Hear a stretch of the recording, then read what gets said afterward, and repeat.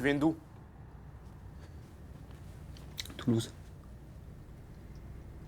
Ouais, on peut parler du scénar. Ouais. Enfin, fait pas du Oui, scénar, oui. mais de. Tu vois, juste un truc comme lui, quand il descend, il va pas éteindre le poste comme ça. C'est un minimum de respect, tu vois. Ouais. Ça part en couille sinon. Ouais.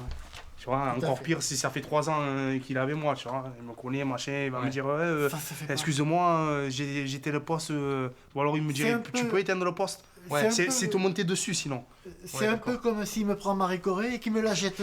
Voilà, tu vois, c'est pareil. Voilà, c'est ça, ouais, c'est D'accord. ça. C'est comme s'il est en train de Donc boire et un tout. peu plus de dialogue quand même sur Ah, le bien truc sûr, de- et Est-ce ça que fait je 3 peux ans. Oui, d'accord. On est presque.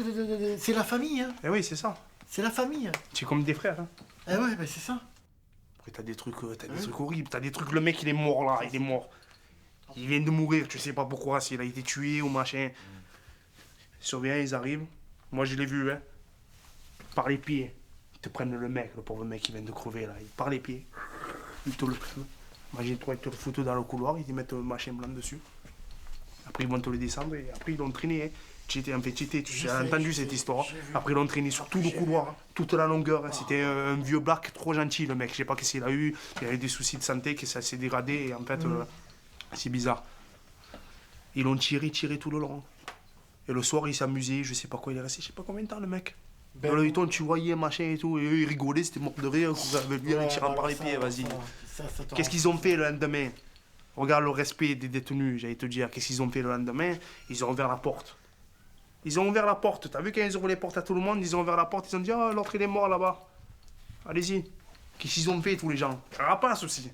Rapace, tout le monde est arrivé en courant, ils ont attrapé bande de connards. l'intimité, le respect aux familles, rien. Ils sont rentrés, machin, putain, 1 litre de lait, ouais, regarde cet habit. Ils ont tout pris. Ils ont tout pris. Une honte. Ah ouais, Ils sont donc, partis en courant, voilà, une honte. Honte aux surveillants, honte à ceux qui ont fait ça. Voilà. Même moi, je crève de faim. Je fais pas ça.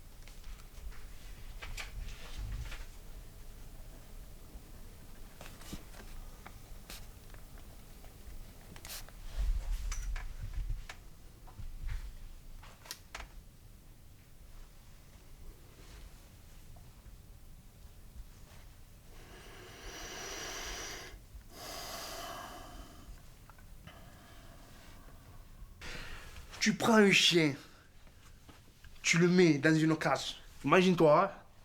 Là, je te le fais, j'allais dire. Tu le mets dans une cage, le chien. Tac. Tu mets d'autres chiens dans des cages. Les chiens, en gros, ouais, tu viens, tu les taquines avec des bâtons. Ah, ils sont enragés, ils sont énervés. Ils peuvent pas marcher, ils peuvent pas courir, ils peuvent rien faire, ils sont énervés.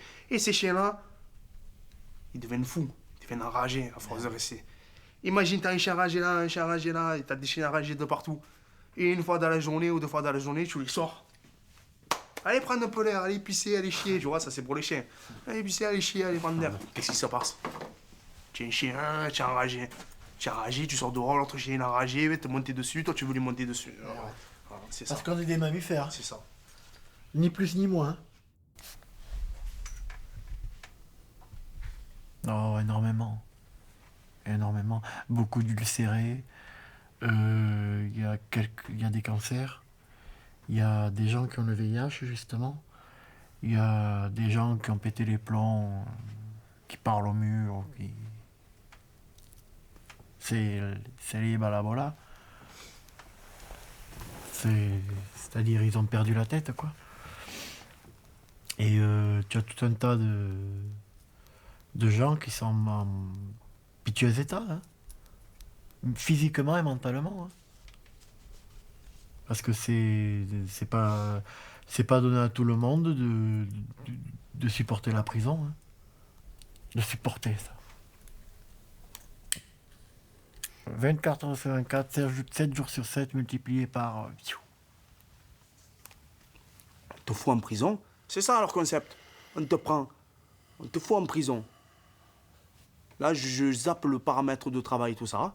On te fout en prison, on te met dans un endroit, on te ferme la porte pendant X temps, et après on vient te chercher. C'est comme, t'as un petit, il fait le con, tu le mets dans un placard. Tu la mets dans son armoire, là. T'as vu l'armoire, là? Tu le mets dans son armoire, tu le fous là-dedans, tu le laisses X d'heures. Au bout de X d'heures, tu l'ouvres, tu dis c'est bon, t'as compris? Ou alors je lui dis rien, tu dis c'est bon, tu peux sortir. Qu'est-ce qu'il comprend, le minot? Il comprend rien du tout. Tu sais pas. Il n'y a rien. Il y a quoi derrière la peine? Derrière la prison? Derrière ceux qui t'ont mis la sentence? Il n'y a rien. Il n'y a que de l'impact, il n'y a que de la déshumanisation. Comment tu veux sortir, être plus humain que ce que tu l'as été avant de rentrer? C'est impossible. C'est impossible. C'est obligé que tu sortes plus animal, ou alors plus déglingué, ou alors complètement une loque. Voilà. Il n'y a pas de juste milieu, c'est comme ça. Ça peut pas être mérité. Je sais pas si c'est moi qui déraille ou quoi, mais des fois je me mets dans ma tête à me projeter dans des situations. Et quand je me projetais dans le fait d'arriver en prison, par exemple, je me disais, putain, qu'est-ce que tu vas faire si tu arrives en prison? Je me disais, bon, bah tu vas méditer, tu vas faire du tai chi, tiens, tu auras du temps pour faire ça. Tu vas lire aussi. Ah, tiens, tu as toujours voulu écrire, tu vas en profiter pour écrire. Voilà, tous les trucs, tu sais, putain, tu as du temps à faire des trucs. Ok, comment prendre le bon côté de t'es enfermé, l'enfermement? Comment prendre le bon côté?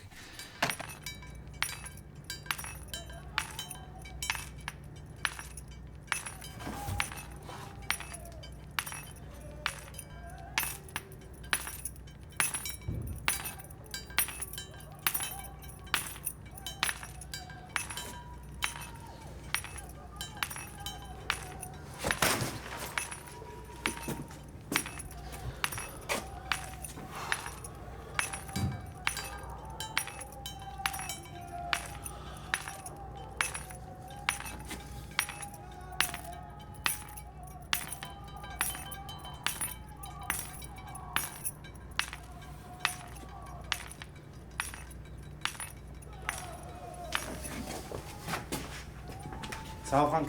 Ouais, peinard.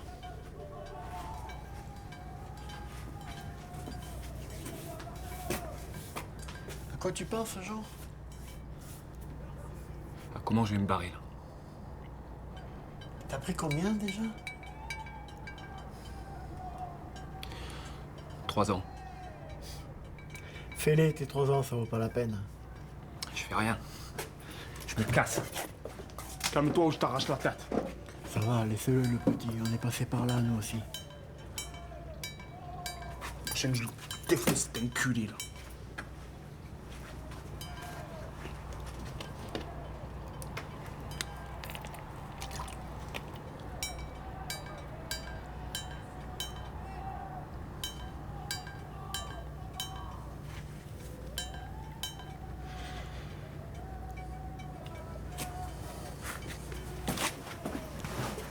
Putain, mais qu'est-ce que je t'ai dit?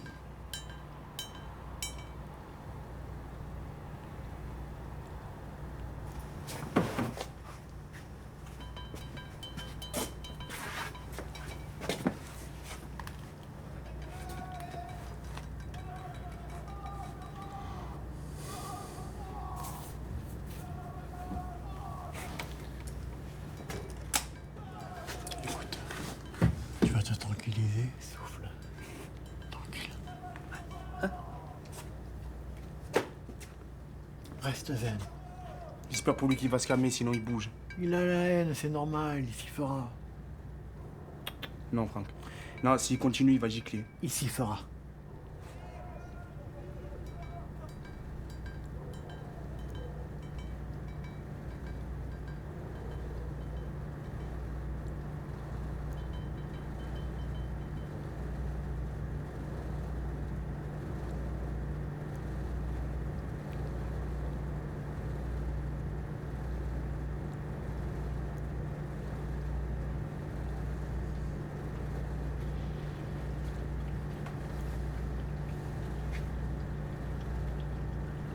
Imagine-toi, tu es ici, tu es dans la merde.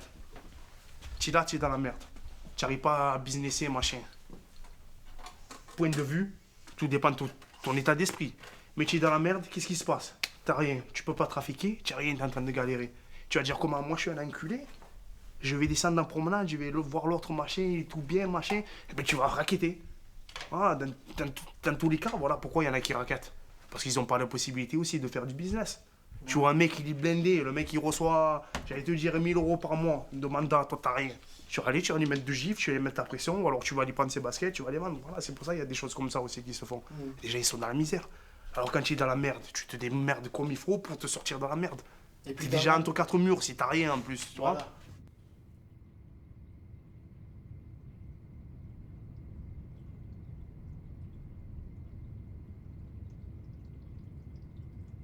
Des blessures? Ouais, physique. Ben là, hein. Ouais, beaucoup. Au cœur, ouais. Des blessures, après, causées par d'autres. J'en ai eu une fois. Une fois, j'ai eu une embrouille en promenade. Mais j'ai pas eu de marque. Et les blessures de la prison, ben, c'est les dents. C'est l'âge qui passe aussi. Ça, c'est des blessures. Hein. Un animal dans la jungle, il surveille toujours ses arrières. Il y a plein de prédateurs de partout, c'est ça la prison. Chaque personne est un prédateur potentiel. Et te dire à la limite, presque pas ton ami, mais des gens que tu côtoies avec qui tu vas parler. Avec qui tu vas parler, ça devient ton prédateur. C'est pour ça qu'il ne faut pas avoir trop de personnes. Il faut avoir des personnes avec toi, dans ton environnement, qui sont sûrs, qui sont vaillants, que c'est des frères à toi. Après les autres, bonjour, bonsoir, ça suffit. Ça veut dire un mec qui pète un plomb, pétage de plomb. Un mec qui prend des cachets, et dans sa cellule, il prend un cachet, il ne te reconnaît pas le lendemain. Il ne te reconnaît pas, il va venir te brancher, il va essayer de te planter et tout, même s'il te connaît bien, tu vois. C'est ça le truc. Toujours sur ses gardes. Tout le temps, tout le temps.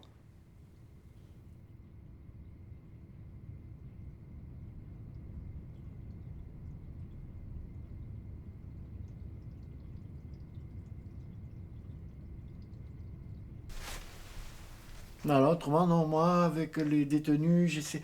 Tant qu'ils me disaient rien, je les laissais tranquilles. Parce qu'ils faisaient leur peine, ils souffraient. C'était pas la peine d'en plus faire souffrir. Voilà. Après, c'est un tout, l'atmosphère elle est tendue. Ouais, T'as voilà. une tension quand tu rentres à l'endroit. Enfin, si tu es de l'extérieur, dès que tu rentres le en sens. prison, tu sens quelque chose qui te pèse, tu vois. Tu le sens. Comme si ça t'écrasait et tout. Oui, c'est lourd. C'est lourd.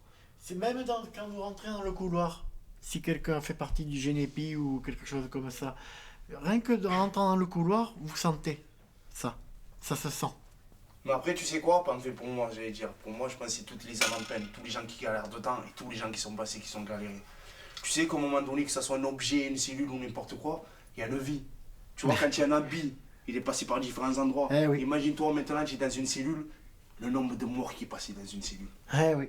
Le nombre de personnes. Ah. Il y a plein de morts, plein de gens qui se sont pendus, qui se sont taillés les veines, des gens qui ont été en dépression, Ah. des gens qui se sont fait faire la misère, des gens qui ont fait la misère. Alors dans tout ça, tu vois, t'as un certain poids, c'est lourd. Et ça se sent, ça se sent. Donc, Ça. dès que tu rentres Tu dedans, le tu le sens. sens directement. Ouais, Cette ça c'est vrai. atmosphère, ça pèse. Ça c'est vrai. pèse. Toi tu le sens, mais Tu vois, alors. tu le ressens. Ça imprègne, moi j'allais dire carrément la misère humaine, elle a imprégné les murs. Ouais. Donc selon les endroits où tu rentres, c'est pouf. Et à Fresnes, c'est là où ça a été pour moi le pire parce que ça se sent comme le nez au milieu de la figure, la misère humaine à Fresnes.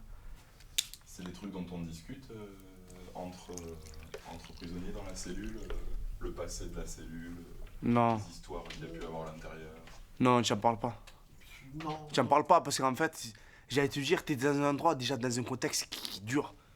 Donc pourquoi tu vas te casser la tête à penser à d'autres choses qui sont dures? Tu vois, toi tu vas penser à te défouler, à essayer de trouver des moments d'évasion, tu vois, à travers, je sais pas, un jeu, à travers du sport, à travers, tu vois, à travers plein de choses. Ouais. Alors si tu commences à te miner, à rajouter des trucs dans ta tête, style ouais, machin, ouais, regarde, tu vois, en gros même, si, c'est malheureux, mais bon, quelqu'un vient de se suicider, il est mort. Voilà, tu vois, ça va faire l'actualité de la journée. Mais après, ça y est, c'est passé à la trappe. Mhm. Le lendemain, ça y est, tu as oublié. Si tu commences Ben à, oui, parce que à te c'est- tracasser, à c'est ci, un à lieu ça, de ça mort, y est. hein. C'est un lieu de mort, la prison. C'est un cimetière, la prison.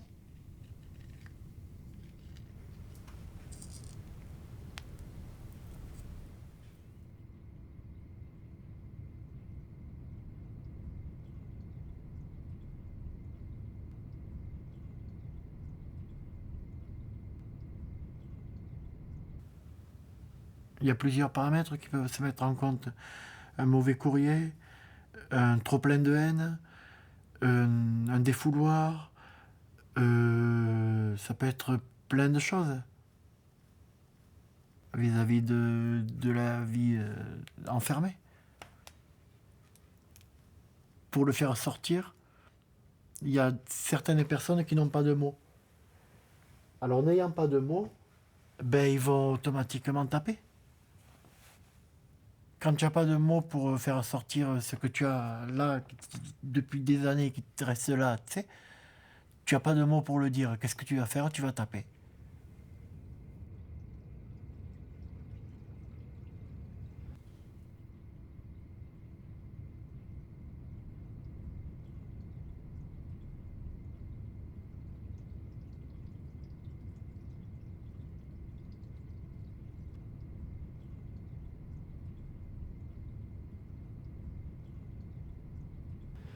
Déjà, c'est une guerre permanente. Une guerre avec soi, une guerre avec les autres détenus, et une guerre avec l'administration pénitentiaire. La guerre avec soi, c'est déjà tenir le coup, garder le moral, pas péter un plomb. Faut se dire, ça arrive vite, hein. Ça arrive vite, ça peut être un petit déclic, un petit truc. Tu peux être vaillant, fort, tout ce que tu veux. Autant il va y avoir un petit truc qui va venir, je sais pas, de ta famille ou de n'importe où, qui va faire que toute cette accumulation, tu vas péter un plomb. Moi, j'ai vu des gens, ils étaient sains, normaux, ils prenaient pas de cachet. Du jour au lendemain, ils ont pété un plomb. Le mec, il redescend en promenade, tu le reconnais même plus. Je te parle pas physiquement, mais je te parle mentalement. Le mec, il a craqué, mais il y en a plein comme ça qu'ils ont craqué. Ils disent n'importe quoi, ils savent même plus où ils sont, ils se connaissent même plus, ils te connaissent même plus. Il y en a plein comme ça, et franchement, ça fait mal. Tu vois tous ces gens qui se dégradent à côté de toi, et putain, ça t'effleure dans la tête, tu vois.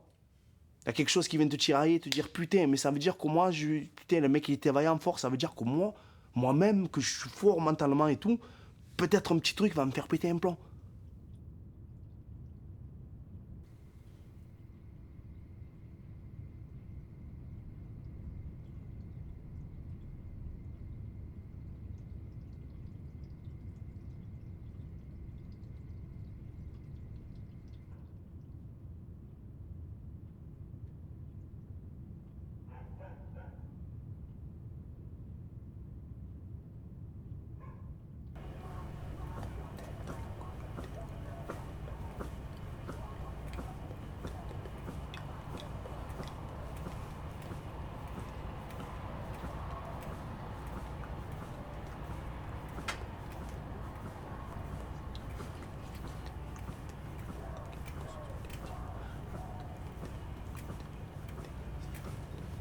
Jean, tu veux faire quelque chose? Non. Tu veux discuter? Non. T'as passé toute la matinée à Gamberger? T'as pas dit un mot? Tu veux faire quoi maintenant? Qu'est-ce qu'il a dit l'avocat? Il faut attendre. Viens, on joue aux cartes. Il est parti, Franck? Ça roule. Sans moi. Allez, alors qu'il nous casse les couilles encore. Viens, on joue aux cartes. J'ai pas envie.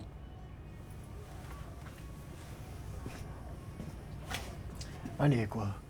Ça te coûte rien de jouer aux cartes avec nous. Tu vas pas te trahir parce que tu joues quelques heures avec nous.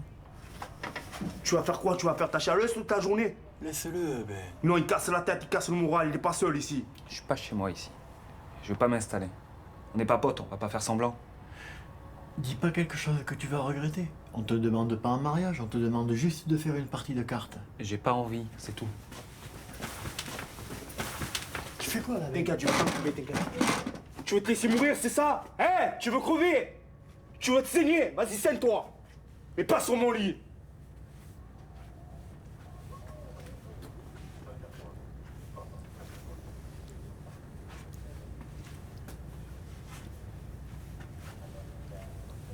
Mais fais-la, cette putain de partie de cartes.